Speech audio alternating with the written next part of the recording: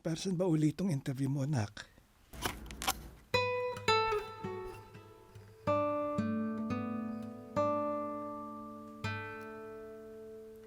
Nung sa inyo pa,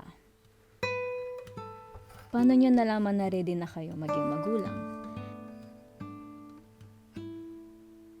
Natakot ba kayo na baka hindi nyo kaya?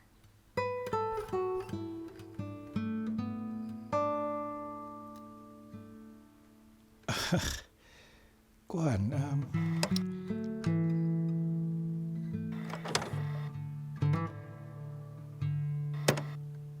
paano ko ba ito sisimulan?